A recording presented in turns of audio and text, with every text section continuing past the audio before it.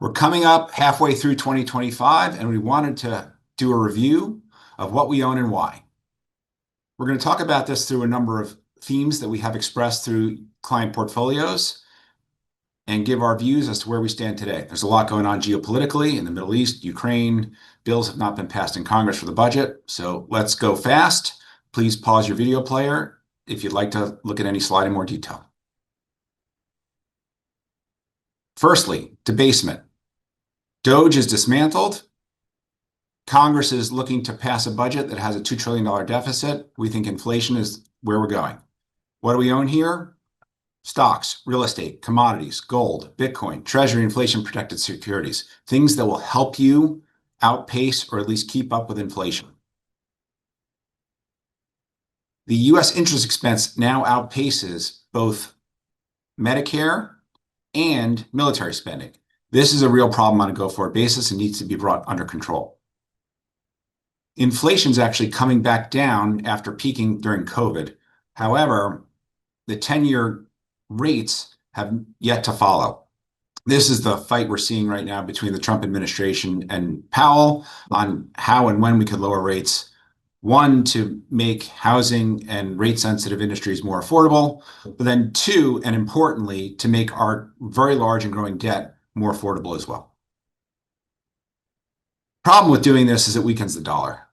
We actually think this is an aim for the Trump administration. This little line here at the end shows the dollar weakening about 10%, but if you look over longer periods of time, the dollar could have a much further way to fall. This would strengthen U.S. manufacturing. Here, this is interesting.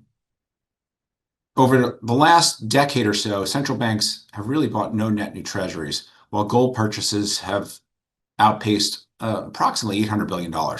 We saw the real drop-off here when the U.S. seized Russian treasury assets in the Ukrainian war, and after that, very few sovereigns were willing to continue to buy treasuries at the level they were in the past. We're seeing money not just move into gold, but we're seeing further adoption in cryptocurrency and Bitcoin in particular across not just the United States. We're seeing more regulatory approvals, but we're also seeing this worldwide. Importantly, when we go back over a longer period of time, stocks or assets generally keep up with money printing. So here is a chart with money supply looking at the MSCI World, which is a world global stock index, and we see it generally keep up. If we believe money will continue to be printed, since this is not just a US problem, it's also a European problem, a Japanese problem, a Chinese problem, we have to own assets to outpace inflation going forward. Second big theme, we're bringing stuff back, or at least that's the intention. Again, this is going to require lots of energy, and we'll walk through why silver, uranium, copper, and natural gas are interesting. Tariffs. This is a busy chart. The latest data point shows tariffs kind of settling at closer to 10%. That should be a revenue raise of around $200 to $300 billion a year. That's still not going to make a dent in the $2 trillion deficits that are being proposed in front of Congress right now.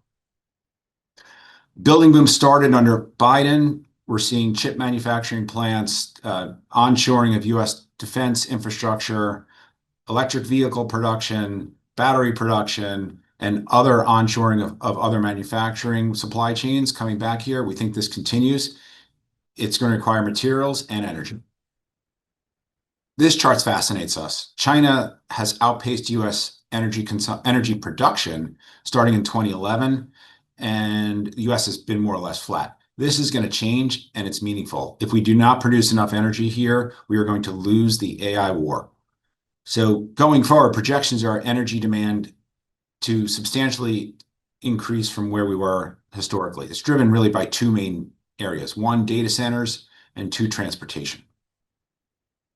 Silver, primarily used heavily in solar panels and electronics. We're seeing demand here continue to grow with not enough supply. The amount of uranium headlines that come out every single day astounds us. We are turning back on shuttered plants. We are building new plants, both domestically and on a global basis. And again, we don't think there's enough uranium mined right now to meet that anticipated demand. It's going to have to come from somewhere, and it's going to likely lead to higher prices. Shown here in this graph, demand we view as far exceeding potential supply at this point, higher prices will encourage more supply to come. As we electrify transportation, the economy, digital ecosystem, and infrastructure, whether it's an electric vehicle consuming about 3 times the amount as an internal combustion vehicle, or a windmill consuming 40,000 pounds of copper, we don't see how copper demand doesn't continue to grow on a go-forward basis. At the same time, the number of new mines coming online on a go-forward basis is de minimis. So again, we think the prices have to rise substantially in order to meet demand use. Natural gas. Both GE Verona and Siemens are actually sold out through 2027, 8, 9. Data centers are driving the majority of this growth. So we have onshore domestic electricity consumption demand driving natural gas. And moreover, natural gas prices outside of the United States, whether it's Europe or Asia, are substantially higher than where they are in the US. We are still a capitalist society. That means that capitalism is at work.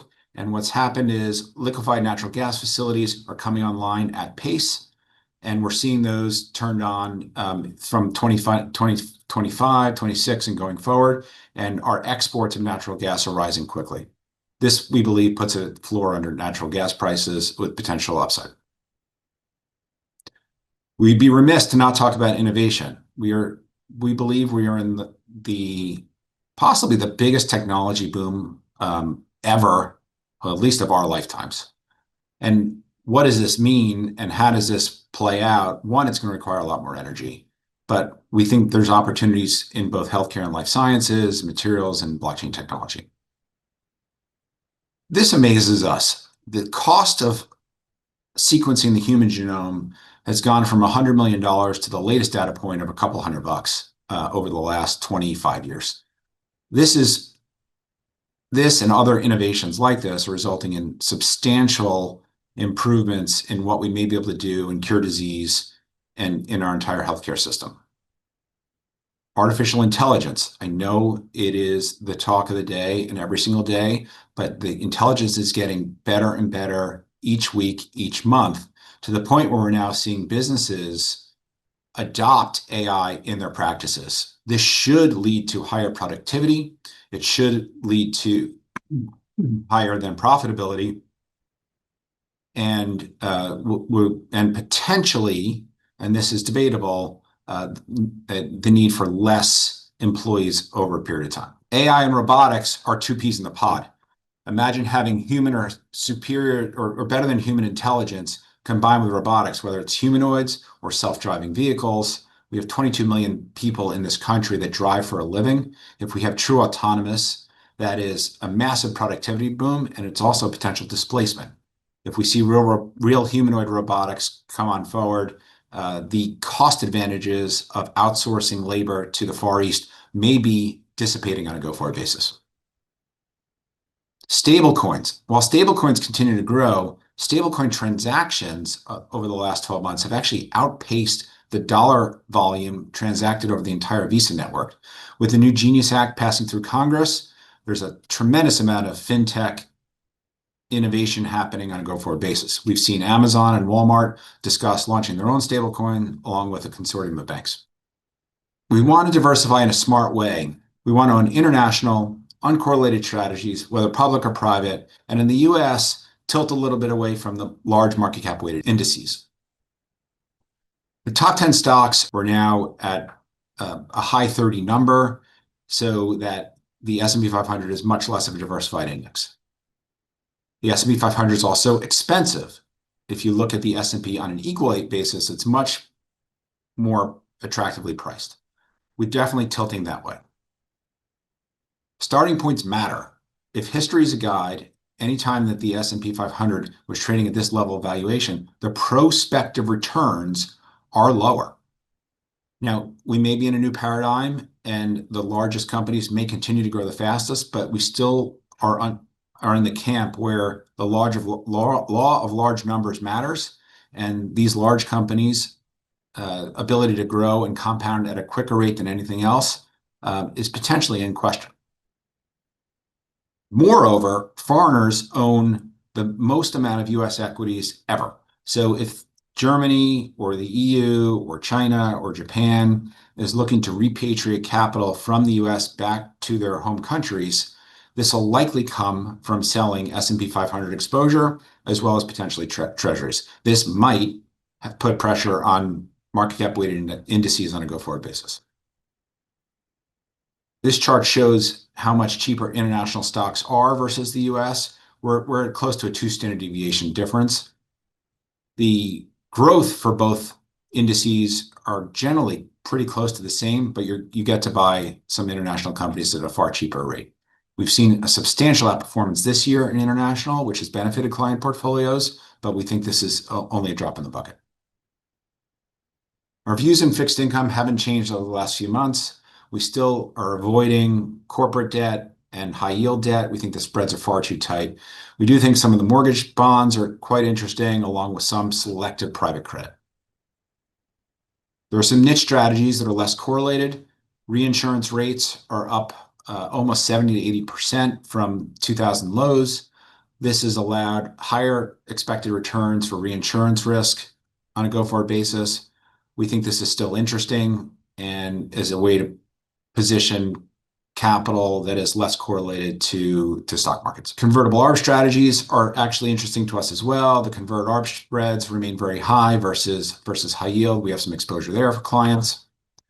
And trend following has generally kept up with broader markets, but more importantly, has been negatively correlated in market drawdowns. It's not a guarantee, but this provides positive firepower if markets are down, trend can be up, or vice versa, where you can optimize portfolios to maximize return. Finally, we'd be remiss if we didn't talk about how long private companies are staying private. As a reminder, Microsoft came public at a sub $1 billion valuation, while now OpenAI trades at a $300 billion valuation in the private market. A lot of the value creation is happening in private markets, and we want to be there in selective ways with thoughtful managers and strategies.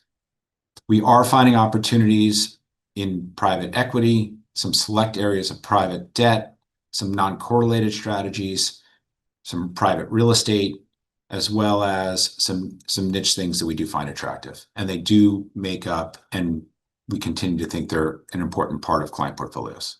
Please reach out with any questions. Happy to talk to you about any or all of this in as much detail as you'd like. Have a great summer.